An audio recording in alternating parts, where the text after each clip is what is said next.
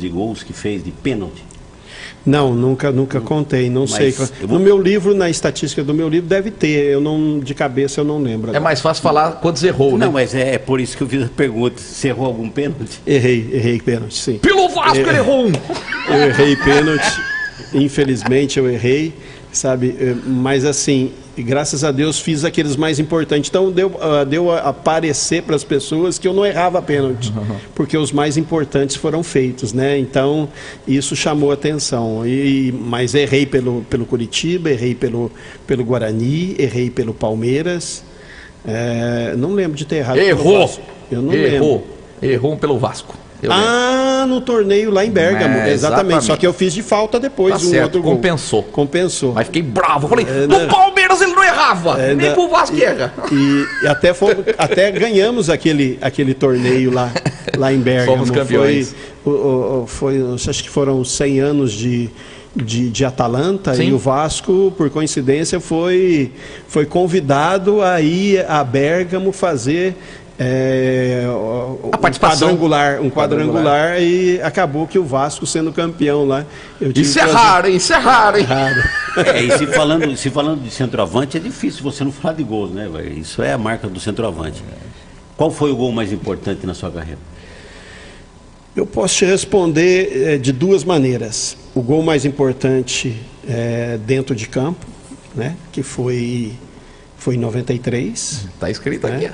Esse é meu cartão de visita, né? O Palmeiras fazia 16 anos sem títulos e tive a oportunidade de estar ali naquele lugar batendo um pênalti que tirou o Palmeiras da fila. E isso para mim foi um marcante. Peso maior na penalidade quando você foi cobrar? Foi um peso. Na hora eu não senti tanto porque estava muito bem preparado. Hoje eu paro para pensar e vejo 104 mil pessoas e de repente sobra para mim bater. Eu estava fora faziam já 2 meses, né?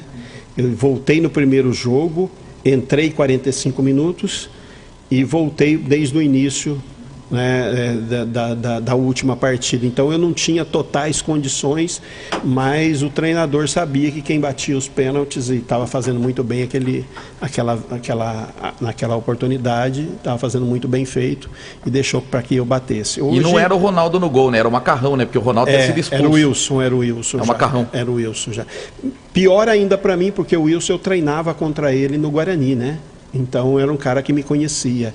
E isso, querendo ou não, faz uma diferença. Incomodava vocês quando o corintiano falava: o Zé Aparecido meteu a mão no Coringão? Não incomodava porque o Zé Aparecido errou na partida, mas um dos grandes erros que ele teve foi ter expulsado o Tonhão. Verdade. O Tonhão jogou aqui. Eles falam muito, né, daquela entrada do Edmundo, né? Mas o Paulo Sérgio já tinha dado uma muito parecida no Edmundo minutos antes. Então, são coisas que ficaram para a história. Hoje a gente conta essa história, como eu poderia contar quando eu perdi também, mas faz parte da nossa história.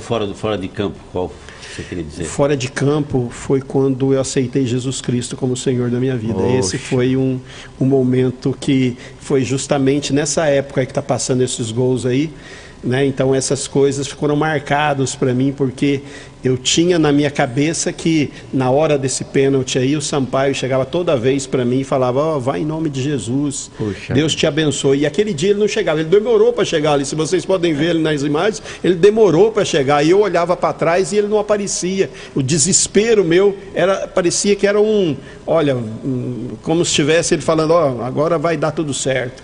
E deu tudo certo, mas enquanto ele não chegava, parecia que ele... Aquele porquinho que o Viola acabou imitando no primeiro jogo, que foi 1-0 pro Corinthians, deu uma atiçada no elenco do Palmeiras? Em determinados momentos eu achava que não, mas se você for lembrar a pré-eleição que nós tivemos, né, uma das coisas que foi mostrado foi justamente isso, né?